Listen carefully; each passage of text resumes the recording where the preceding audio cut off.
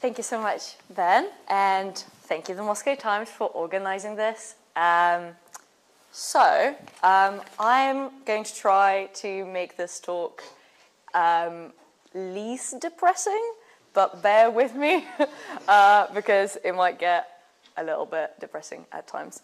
On the 30th of November, 2023, the international LGBT movement has been banned as an extremist organization by the Russian Supreme Court. This puts the international LGBT movement in line with Alexei Navalny's Anti-Corruption Foundation and also potentially Meta, Mark Zuckerberg's Meta, and approximately 13,000 individuals who are on the list of extremists and terrorists in Russia. Oleg Kozlovsky, Amnesty International's researcher, said that anti-terrorism and anti-extremist legislation in Russia is a form of silencing of political dissent and a form of terror, a way to instill fear into Russian people and not allow them to speak up. So how did we get here? Why is it so important for the current Russian government to claim that being queer is extremism, alike terrorism? Where do anti-LGBTQ plus laws come from in general? How do they relate to authoritarian governments in recent Russian past? And how do queer people live under those anti-LGBT laws? How do they manage to resist? What is it like to be queer? I want to explore all of that and take you on a little journey, both historically and culturally. So what we're going to talk about today is, I'll give you like a brief overview. I'll trace anti-LGBT legislation in over the last 100 years, basically. And then we will turn to the most recent, Putin's war on queerness. I will explain what that is. And then we will talk about how the anti-LGBT legislation has escalated since Russia's invasion of Ukraine 2 years ago, and what we might expect to come next, and how are we going to deal with this, basically. So let's start with going all the way back to the revolution. So this is a wonderful photo from the St. Petersburg in the 1920s. This is a photo originally found by Ira Daldugina, a wonderful scholar of Russian queer history. And this is a wedding in the heart of St. Petersburg, where I believe some queer soldiers were getting married and invited all of their friends to a party. So how could this be? Homosexuality or sodomy, mужеложество, was criminalized under Tsarist legislation before the revolution, and then when the Bolsheviks came, they actually decriminalized homosexuality. How did this happen? It wasn't for a particular kind of progressive views of Bolsheviks, but actually because the anti-LGBT legislation, anti-homosexuality legislation was tied to religious kind of moralist views of certain forms of sexuality as sinful. And Bolsheviks wanted to move away from any form of kind of legislation that had a religious background, to move away from the monarchy. And the criminalizing of homosexuality was one of these laws that was just kind of disappeared from the new criminal code in 1922, which kind of led to a slight period, a short period of freedom for Russian queer people. It doesn't mean that kind of queer people in the 1920s in Russia were extremely free or, you know, wildly accepted. They still had to endure police raids and various forms of oppression and abuse, but at least they weren't kind of formally criminalized. And this is something that I would like you to remember, that changes in anti-LGBT legislation don't necessarily follow any form of kind of queer uprising or anything that the queer community has necessarily done, but oftentimes are linked to political gain, political ideology, and ideas about who the government wants to side with. So the kind of relative queer freedom didn't last long. 14 years later, in 1934, Joseph Stalin has recriminalized sodomy, мужеложство. It's not incredibly clear why he had this idea. The criminalization happened under severe secrecy. There are some ideas about how it might have had something to do with fears around young people's radical anti-Soviet views. There are also some scholars talking about potential fears of German Nazi propaganda amongst homosexual circles in big cities of the Soviet Union, like Moscow, Leningrad, in Kiev and Kharkiv. So basically, the reason to recriminalize homosexuality was that Stalin was afraid of Nazi propaganda and that the gays are going to spread the Nazi propaganda in the Soviet Union. Once again, it didn't feel incredibly connected to the actual livelihoods and well-being of queer people, but the Soviet sodomy legislation was then used to imprison thousands of people over the course of the Soviet regime. We know about 26,000 cases of men being prosecuted for queer sex, basically. It's believed by scholars that this number is actually much, much less than the reality. Dan Healy estimates around 60,000 people over the course of the Soviet regime. And this obviously doesn't include the repressions, the forced psychiatric kind of repressions that a lot of queer women went through, and men as well. Nevertheless, even though queerness was definitely criminalized and out of public eye, it didn't mean that queer people didn't exist at all and were just like locked in their houses. Pleshkas, spaces where basically cruising spots, spaces where queer people would meet for romantic and sexual encounters, as well as for community, were all around the Soviet Union and were well known amongst the community. They were actually one of the most central places in big Soviet cities. In Moscow and St. Petersburg, the Pushkin Square in Moscow and the Bolshoi Theater were amongst the biggest kind of pleshkas known to the queer community. Queer people actually kind of actively resisted by existing in the very heart of the Soviet regime.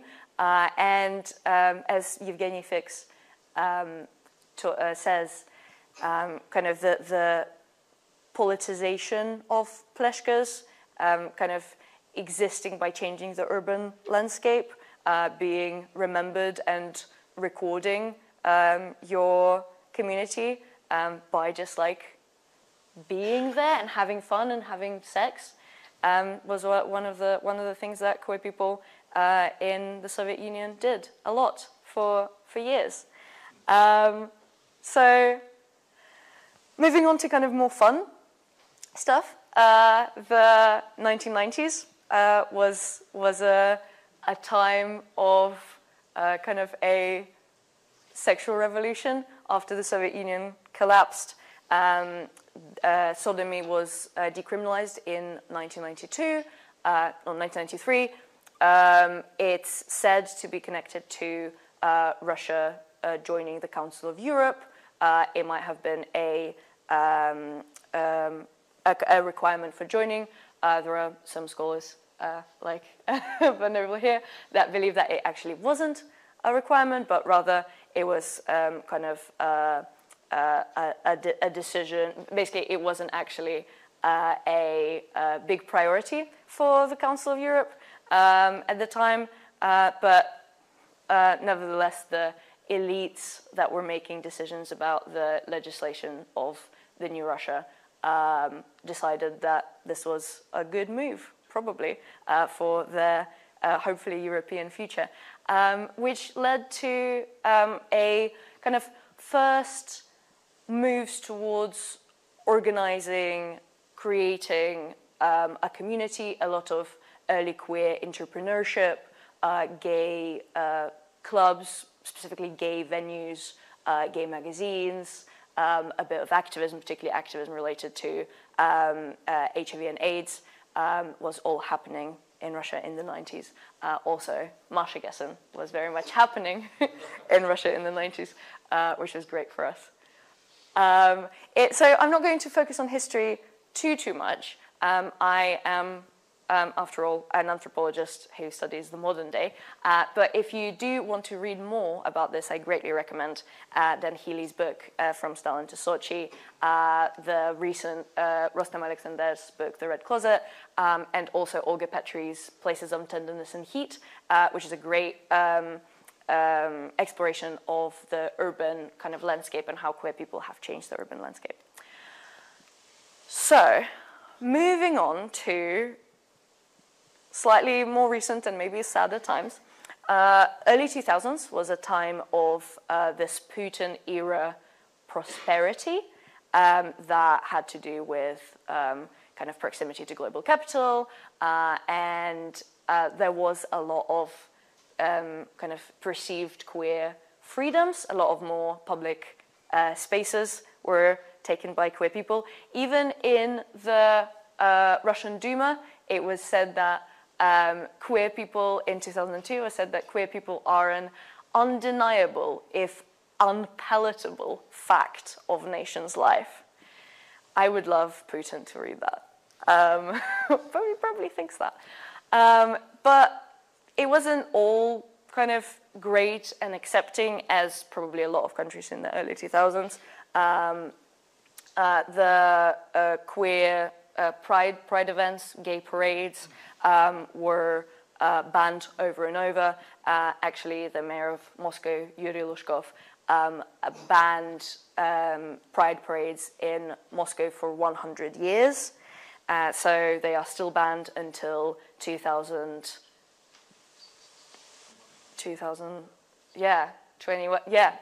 for another 100 years, which is not great. Hopefully in 100 years we'll have like the biggest parade ever to celebrate. But we can kind of see a lot of queer culture emerging, queer media emerging at that time, even though there was some backlash from the Russian government. There were some first gay propaganda laws slowly emerging in that time, the first one being the 2006 designation law. But there's some kind of hope as well in the queer community that maybe kind of it's a moment to unite forces with other post-Soviet nations as well. There was some hope for Belarus and Russian pride in 2008 or 2009. This is all cut short by the anti-gay propaganda law of 2013. So the law was unanimously passed in June of 2013 and then signed into force by President Putin in July. The anti-gay propaganda law prohibits propaganda of non-traditional sexual relations to minors. It's an administrative offense that is punishable by a hefty fine. And how did this happen? Where did this come from? There's a lot to say about why exactly the gay propaganda law of 2013 actually came to be. It all kind of starts with, or kind of solidifies with Putin's re-election and him returning to presidency in 2012, which followed mass protests, in part organized by Navalny and the Bolotny Square protests, which resulted in kind of a reconsideration by the government of kind of the new political narrative, how to proceed here. And the new course of action, the new narrative that Putin's government took was the defending traditional Russian values. So what does this mean? What are the values that we're defending? It's not incredibly clear and has never been clear, but there are a few kind of aspects to this. First of all, it's a move towards problematizing low birth rates. It's kind of a pro-natalist, birthing more Russians, particular types of Russians, kind of narrative. It's also pondering to the Russian Orthodox Church, which was a big sponsor of Putin's return to presidency. But it is most importantly creating an enemy within and an enemy outside. These non-traditional values were supposedly propagated by the West. The West is trying to colonize Russia. The Gay Europa is trying to implement this, all of these terrible things, and we are protecting the nation from this colonization, very kind of righteous narrative, and the protector, Putin, is here to do that. But it's also creating an enemy within. It's creating this kind of narrative of otherness of queer people within Russia, these people that seemingly have just appeared because of this Western propaganda, and it's appealing to a very natural kind of othering of non-normative sexuality and gender expression. So yeah, here we are. Kind of this all culminates in a series of various laws, including the gay propaganda law, the federal gay propaganda law. Ooh. So what happened after? What happened for 10 years since 2013? We did also see some protests around the implementation of the gay propaganda law, including the infamous Afisha 2013 issue of the Afisha Journal that was in one of the... Ooh. Huh? Maybe not, no? Hmm? Ah, here we go. Yeah. In Aftazak, in a police van, when someone got arrested, which included coming out stories of a bunch of Russian, well, Moscow mostly, elites. That didn't help. Yeah, so what happened after? From 2013 to 2022, the gay propaganda law was very much in power. It made all queer-related content an 18+ kind of adult-only form of content. So you had to mark everything that speaks of LGBT people either positively or neutrally as 18+.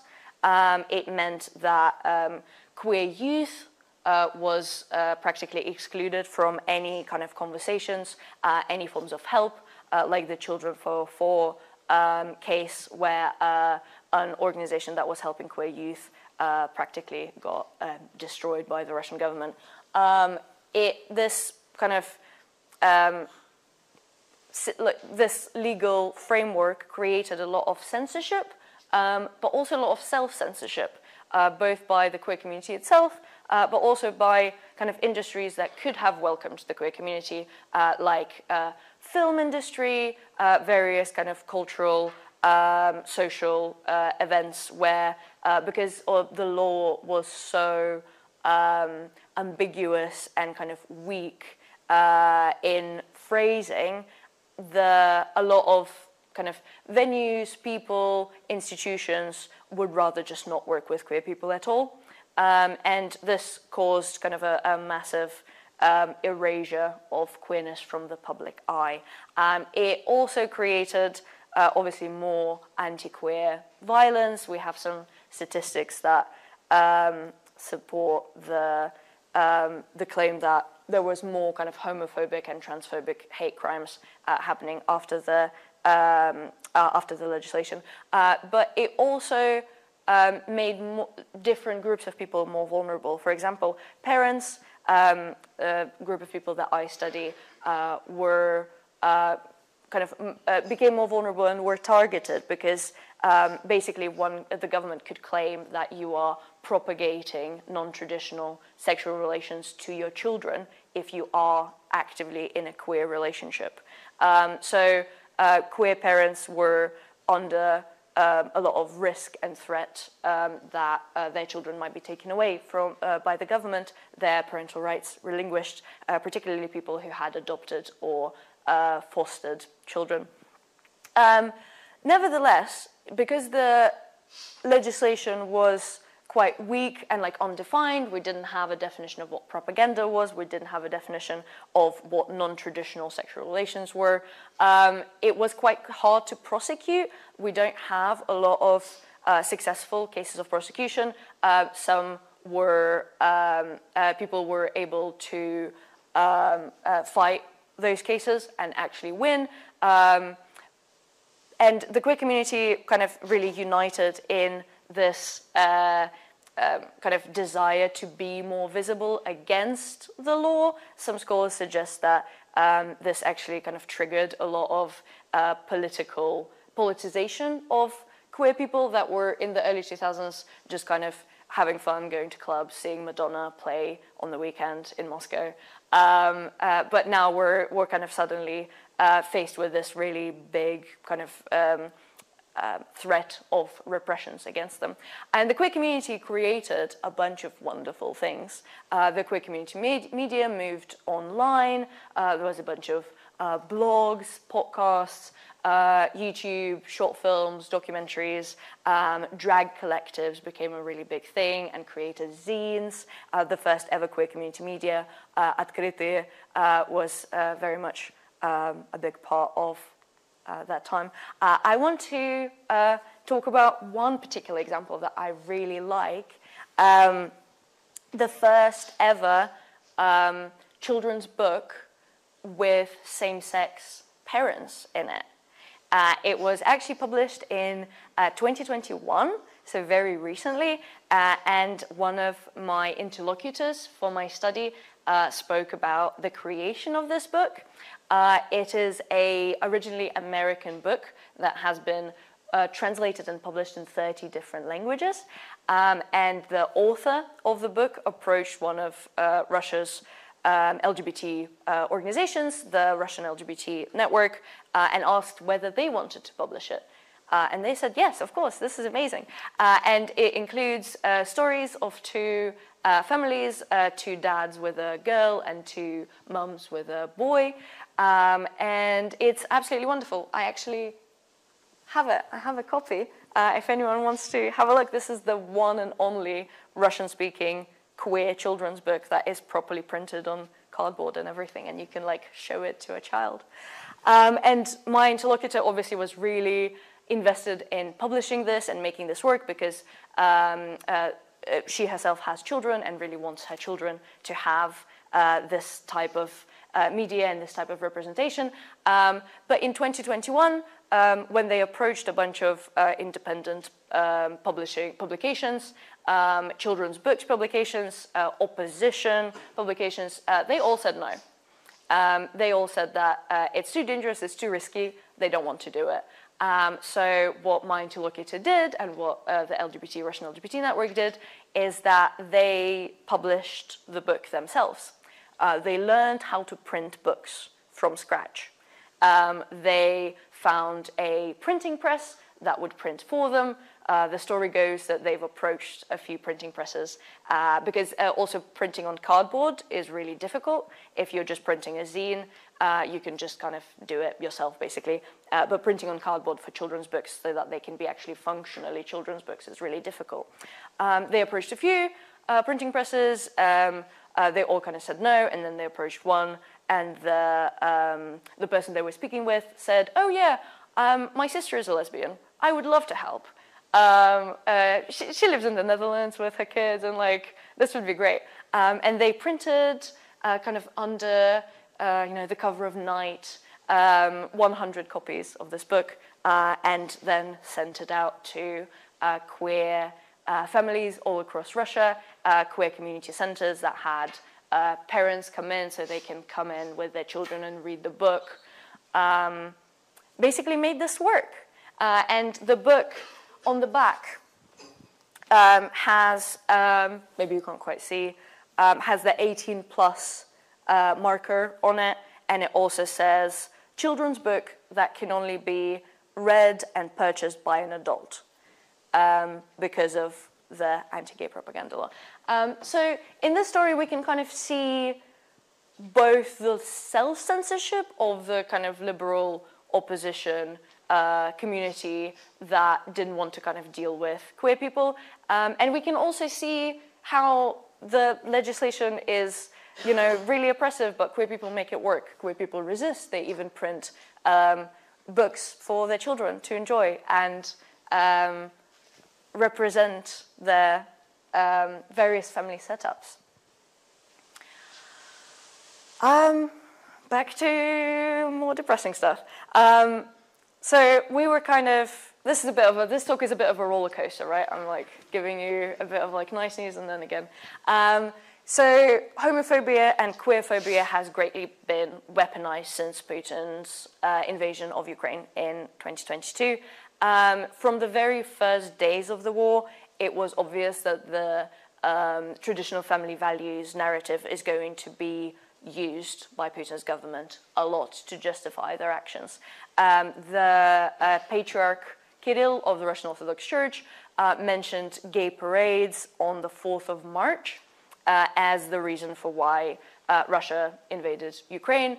Putin has mentioned the traditional values, gay propaganda, gender freedoms, whatever that is, has sided with J.K. Rowling, which was very weird, in the very kind of first weeks of the war. So it was very evident that that was where things were going.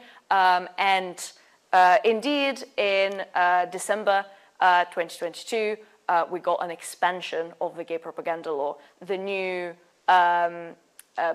we would say probably an anti-LGBT law, because it didn't just mention kind of non-traditional sexual relations, although all of that is anti-LGBT, but it explicitly included kind of queerness alongside pedophilia, which is also very bad.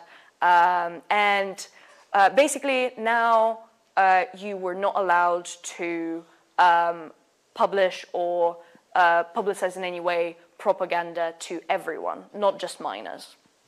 The fines were greatly increased, from individual fines to also massive fines to TV, streaming, and online, any form of online kind of queerness. What can we see statistically? So this law was signed into power on the 5th of December 2022, and we have kind of 1 year of cases. So we can see that in 2022, before the new law, the original anti-gay propaganda law had 22 cases. In the following year, there were 150 cases against people being charged with gay propaganda. 52 of these cases were successful. This sounds terrible, but actually for Russian court proceedings and legislation, it's very low. Usually it's about like 90% of cases in Russian courts, the defendant is found guilty. So the fact that only 52% of these cases were successful is kind of a testament to how kind of weak and undefined the law actually is, right? But ordinary citizens are fined, companies are fined, and we can see actually a really large number of cases against TV and streaming. So we have some stats. The numbers are a bit small, but individuals were found guilty of gay propaganda 28 times in 1 year, TV and streaming 19 times, and we also have some stats that Такие дела, a Russian charity, has made that there were 5 activists, 5 sex workers, 4 bloggers, 2 bookshops, and 1 gay bar, and that's in the 1 year of just the new gay propaganda law. And this is obviously terrible, but we can also, if we dig further, we can also see which cases are actually more successful. For example, all the 5 sex workers that were charged were found guilty, and 4 of them deported because 4 were not citizens of Russian Federation. We can kind of see that people who are activists who have a bigger public platform, like the gay couple who were charged with gay propaganda 1 year ago, managed to fight the cases because actually the legislation is, as I said, not very convincing, but people who are the most marginalized actually cannot.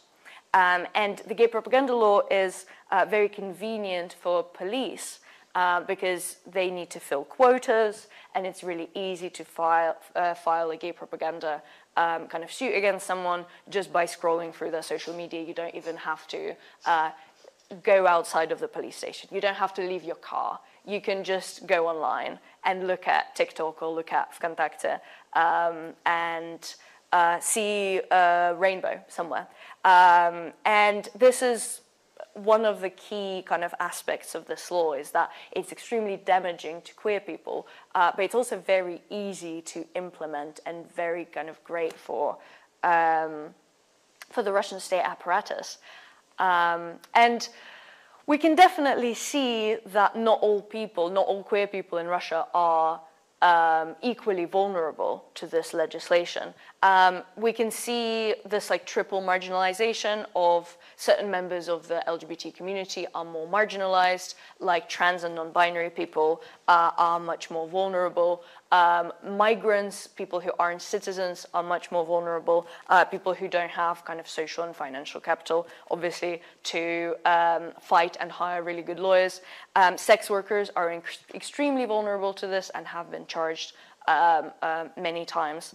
But also parents and families, and these are the people that I study, are kind of can be greatly kind of affected by this legislation and have to go way deeper in the closet or are forced to migrate because of this new legislation. And obviously this law is also oftentimes used in combination as an addition to other charges like any anti-war or political activism, any opposition, feminist views. You can just kind of add some gay propaganda on there and it would probably work. Yes, so after the gay propaganda law, there's been the new expanded gay propaganda law. There's been quite a few other pieces of legislation that are greatly infringing on queer people and in general Russians' rights and freedoms. The 2023 anti-trans legislation came into power in July 2023. And this is really interesting because actually trans people have not been targets of Putin's traditional family values narrative. The trans people who I have spoken with for my study mentioned that for a long time they actually felt quite safe if they were passing.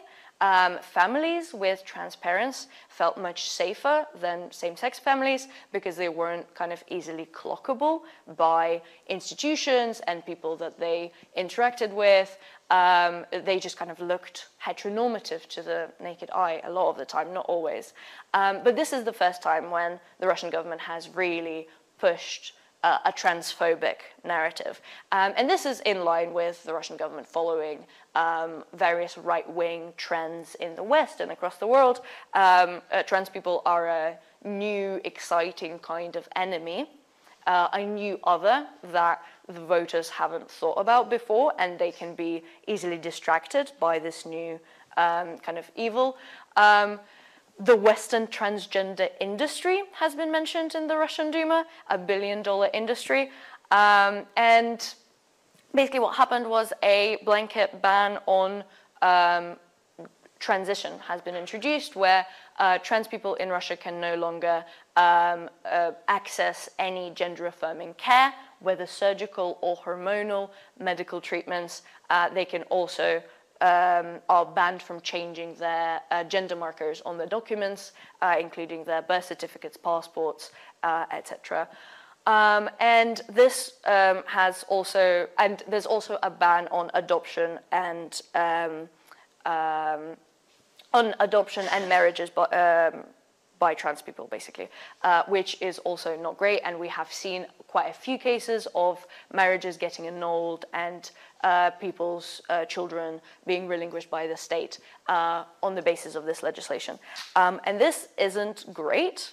This is actually quite terrible for the Russian queer community. And trans people have been trying to get their documents sorted in the past 2 years in order to leave the country because they feel less and less safe, and also because of conscription, because of mobilization. A lot of trans women in particular are kind of facing the risk of getting drafted and going to war as men because they're seen by the government as men. And this is also terrible.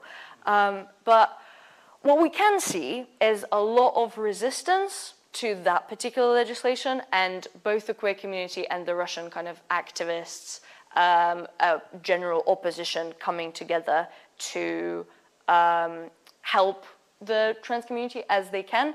There's a really kind of uplifting, I would say, in the grand scheme of things, case of when this legislation was announced only 2 months prior to it actually being passed. Instead of getting together and getting the resources to fight the legislation, to try to promote, call your MPs, your Duma parliamentaries, talk to people about it, the Russian queer community did not do that and actively chose not to engage in these toxic conversations, not to kind of engage at least less in trying to explain that trans people actually have human rights, but instead got a lot of money together. In 2 months, a few Russian activists raised 12 million rubles in order to help 400 trans people successfully change their documents and either emigrate or kind of prepare for immigration and kind of jump into that very last train carriage of gender transition before everything else shuts down. And I feel like this is a really kind of important lesson that we can learn from the Russian trans community and from the Russian queer community. And I will say this again later, but a lot of my interlocutors and a lot of LGBT activists in Russia say that the queer community experiences what the majority of the Russian opposition will experience in 5 to 10 years. Now this timeline has greatly sped up. But we can see that the types of repressions, assault on freedom of speech and various human rights that happened in 2013 has then followed and expanded onto everyone. And maybe that's why it's not just about kind of helping queer people in Russia, it's also learning what awaits us in a little bit and maybe learning what we can do and how we can help and how we can, you know, predict the next repressions that are going to happen. Going all the way back to what we started with, extremism. On the 30th of November, the Russian Supreme Court has announced that the international LGBT movement is an extremist organization. There are quite kind of tough consequences of being an extremist. You can face an administrative fine or up to 4 years in prison for carrying any symbols of an extremist organization, which is a rainbow flag. You can also, for partaking in an extremist organizations, you might be punished by up to 12 years in prison, basically just for being queer. The authorities may also include you on the list of extremists and terrorists and shut down your bank accounts in the country. You are also barred from running for public office if you are associated in any way with an extremist organization, which is actually quite an important one, isn't it? So what has been happening since then? What has been happening since for the last almost 3 months? So 1 month later, at the end of January, actually maybe a bit more than a month, at the end of January, we can already see 18 cases of censorship of media and culture on the basis of the LGBT movement being an extremist, 10 various reports, 6 queer clubs and parties that were raided and subsequently shut down, 3 queer organizations closing, and we can see more legislative initiatives. And we can also see the first ever case of public display of symbols of extremist organization, which is the rainbow earring right there, that a woman from Nizhny Novgorod, I believe, was wearing. Little rainbow frog earrings, and she was fined for having extremist symbols on her. So I guess a big question is what happens now. We can see that the extremist kind of ruling is not just ideological, it is very much a practical way to suppress people's rights and freedoms and silence the queer community even more. We can see that it is, in addition to the gay propaganda legislation, it is actively working and is being used by the police. What can we do in this climate and in this situation? I would propose a few things.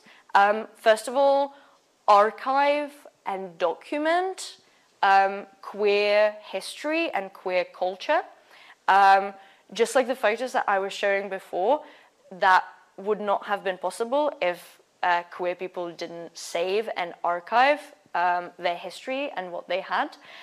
We are now seeing that potentially a bunch of books are going to be banned in Russia because of LGBT propaganda, weirdly including Dostoevsky and Stephen King. There's like this massive list.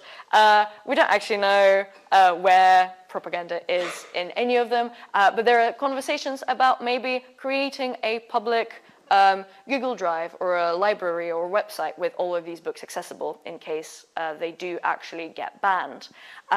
It's really important to keep our stories and keep our narratives and documents, also because anti-queer legislation is cyclical and authoritarian governments come and go, and we can't let our history be forgotten when this authoritarian government hopefully soon falls.